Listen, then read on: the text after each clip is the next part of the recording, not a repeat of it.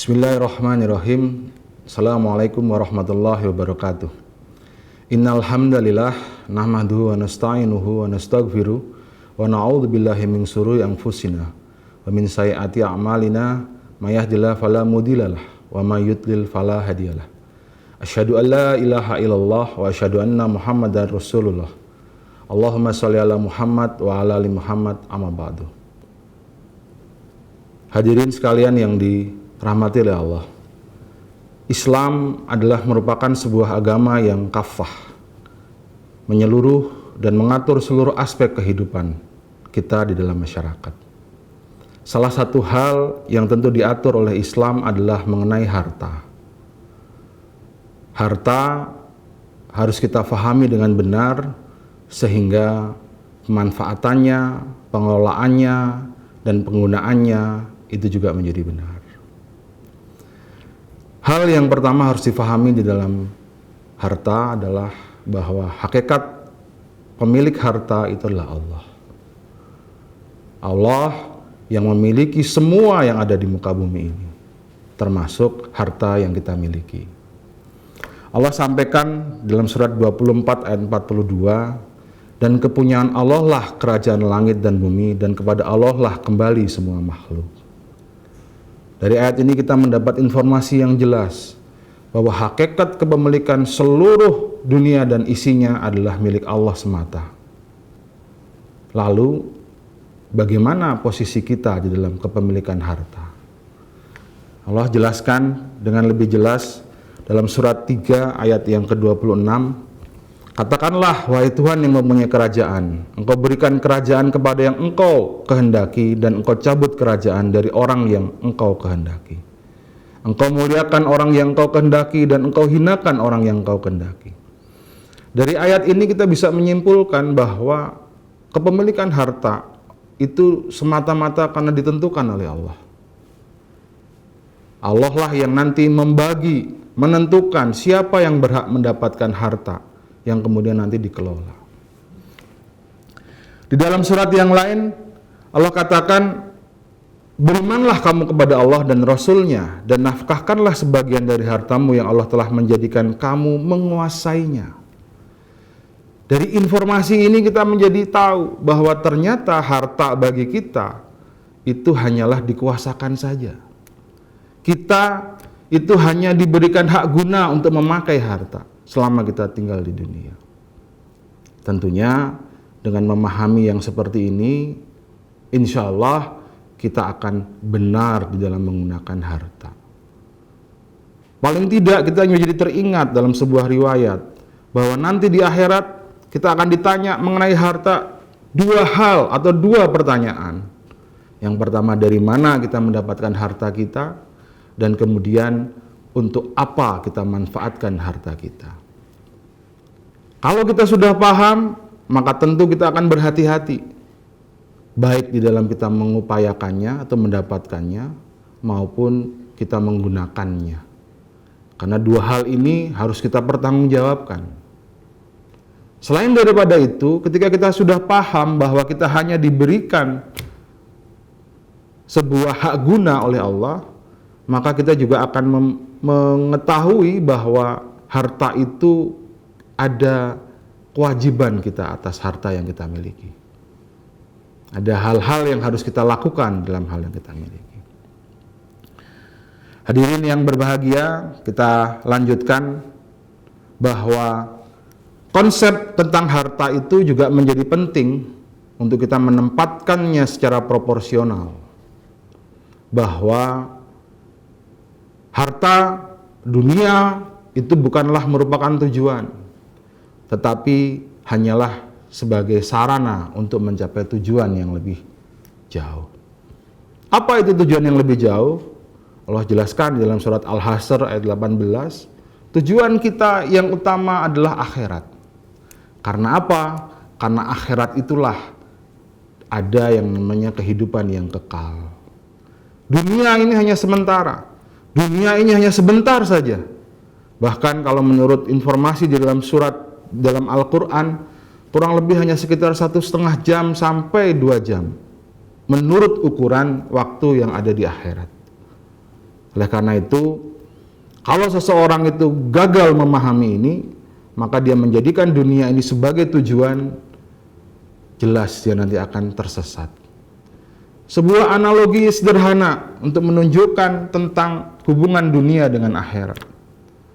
Ada seseorang membeli kambing, maka otomatis dia akan mendapatkan tali untuk mengikat kambing itu dan membawanya. Tapi ketika dia membeli tali, maka tidak mungkin dia akan mendapatkan kambing. Ini satu analogi yang sangat sederhana bahwa kita ingin mencapai akhirat, maka insya Allah dunia akan ikut. Tapi kalau kita ingin mencapai dunia, akhiratnya belum tentu. Bahkan bisa dipastikan akhiratnya akan lepas. Oleh karena itu, sekali lagi, harta ini bukanlah tujuan, tapi merupakan sarana mencapai tujuan sekaligus ujian. Jadi kalau kita memahami bahwa harta adalah merupakan ujian, maka tentu kita akan berhati-hati dengan harta kita.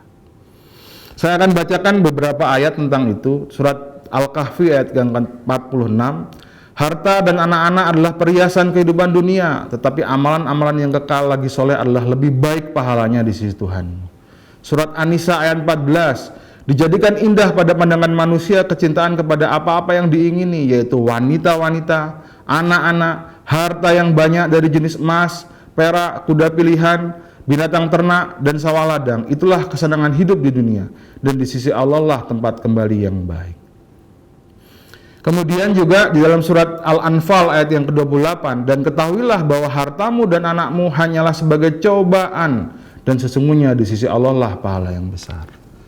Dengan konsep ini kita akan menjadi sadar bahwa semuanya yang kita miliki di dunia ini hanya hak guna pakai sekaligus untuk menguji kita.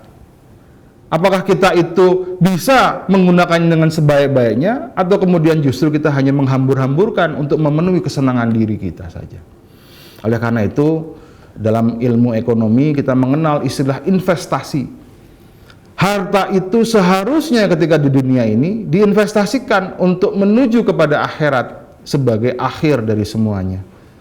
Kalau kita berhasil menginvestasikan harta, maka kebaikan-kebaikan itu nanti akan kita raih di akhirat kelak. Tentunya dengan sebuah pemahaman yang sempurna, dan itu disadari kita laksanakan semata-mata karena Allah saja, bukan karena yang lainnya. Hadirin yang berbahagia, kemudian kita akan juga pahami bahwa yang namanya harta itu ada sisi masuk dan ada sisi keluar. Sisi masuknya tadi sudah saya katakan di depan, tentunya dari yang halal, yang diperkenankan oleh agama. Sedangkan sisi keluarnya itu ada beberapa hal. Yang pertama, harta itu kita keluarkan untuk memenuhi kebutuhan kita dan kebutuhan keluarga kita. Yang kedua, harta itu ternyata tidak 100% menjadi hak kita dan keluarga, karena ada bagian yang harus kita keluarkan yang sebenarnya bukan hak kita, yang itu justru menjadi kewajiban kita untuk mengeluarkannya. Dalam Islam paling tidak kita mengenal ada 3 poin yang kita harus keluarkan. Ada sedekah, ada infak, dan ada zakat. Saya ingin memberikan ilustrasi. Kalau kita sebut sedekah, maka sedekah itu adalah merupakan lingkaran yang paling besar dari ketiganya. Kenapa paling besar? Karena lingkup sedekah adalah luas. Semua pemberian yang baik itu disebut sebagai sedekah. Bahkan dalam sebuah riwayat dikatakan senyum pun adalah sedekah. Oleh karena itu, bisa kita dalam menyampaikan sedekah kita berupa pikiran, berupa tenaga, bahkan berupa senyuman. Lingkar yang kedua dia lebih kecil daripada lingkar sedekah, yaitu kita sebut sebagai lingkar infak, lingkar nafkah. Infak itu dia sudah mulai ada ketentuan. Kalau sedekah tadi tidak ada ketentuan apapun. Infak sudah mulai ada ketentuan. Dalam sebuah riwayat dikatakan Abu Bakar ingin menginfakkan seluruh harta bendanya. Maka Rasulullah mengatakan asulus kasir ya Abu Bakar. 1/3 itu sudah cukup ya Abu Bakar. Kenapa 1/3? Karena 2/3-nya diperintahkan Rasulullah untuk diberikan kepada keluarganya Abu Bakar. Nah, dari situ kita bisa paham infak itu ada dua. Yang pertama infak kepada keluarga, yang kedua infak fi sabilillah. Nanti panjenengan semua bisa lihat di dalam surat Al-Baqarah ayat 261 dan seterusnya, itu berkenaan tentang masalah infak. Berkenaan tentang bagaimana Allah menggambarkan infak fi sabilillah itu akan diganti oleh Allah menjadi 7 kali lipat, 700 kali lipat bahkan. Infak kepada keluarga tentu sudah tidak perlu dibahas kembali, karena secara naluriah manusia itu akan menginfakkan atau menafkahkan hartanya kepada keluarganya, kepada istrinya, kepada anaknya, kepada orang tuanya, dan seterusnya. Oleh karena itu, lingkar yang kedua yang lebih kecil adalah lingkar infak. Dan lingkar yang paling kecil adalah lingkar zakat. Kenapa? Karena zakat itu memenuhi atau memerlukan aturan yang lebih rigid, yang lebih ketat. Yang pertama, zakat itu harus memenuhi nisab. Di mana nisab itu ada yang berkenaan tentang jumlahnya, kurang lebih 85 gram emas, dan mengendapnya selama 1 tahun. Ada juga kemudian berkembang bahwa zakat itu adalah bisa dikeluarkan daripada profesi. Maka kita kena mengenal dengan namanya zakat profesi. Dihitung misalnya seseorang bergaji bulanan, dalam 1 tahun gaji sudah belum memenuhi 85 gram emas.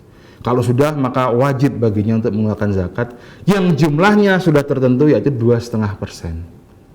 Dan tentunya 2,5%, banyak pendapat yang mengatakan apakah diambil dari yang awal ataukah setelah sisa, silahkan menurut keyakinannya masing-masing.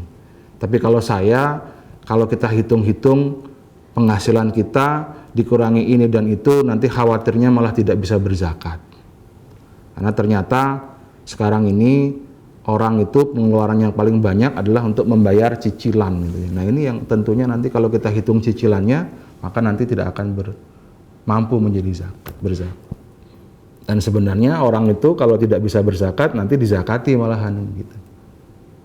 Nah, kemarin sempat ada yang bertanya gitu, Pak, saya ini orang berhutang apa Mas? Saya ini nyicil mobil lah. Itu tentunya tidak tepat kalau kemudian disalurkan tentang zakat gitu. Nyicil mobil dizakati gitu. Baik, jadi 3 hal itulah yang kemudian menjadi perhatian bagi kita. Sudahkah kita mengeluarkan harta kita itu sedekahnya, infaknya, dan zakatnya? Insya Allah dengan kita berhati-hati, dengan kita bersungguh-sungguh untuk mengkawal ini, maka akan ada kebersihan daripada harta yang nanti kita nikmati. Dan juga yang tidak kalah penting, akan ada kebersihan dalam jiwa kita, bahwa harta itu tidak kita masukkan dalam hati, tapi harta hanya kita taruh dalam genggaman tangan saja. Kenapa begitu? Karena Rasulullah pernah mengatakan bahwa orang Islam pada suatu ketika nanti dia terkena penyakit wahan. Apa itu wahan? Cinta dunia dan takut mati. Dengan kita melaksanakan zakat, infak, dan sedekah, itu artinya kita memutus kecintaan kita kepada dunia. Kita tidak lagi sangat mencintai dunia, karena bagi kita dunia hanyalah merupakan sarana dan bukan sebagai tujuan. Insya Allah demikian yang bisa saya sampaikan. Ada benarnya milik Allah, ada kurangnya adalah kedhaifan saya mohon maaf. Billahi taufiq wal hidayah. Assalamualaikum warahmatullahi wabarakatuh.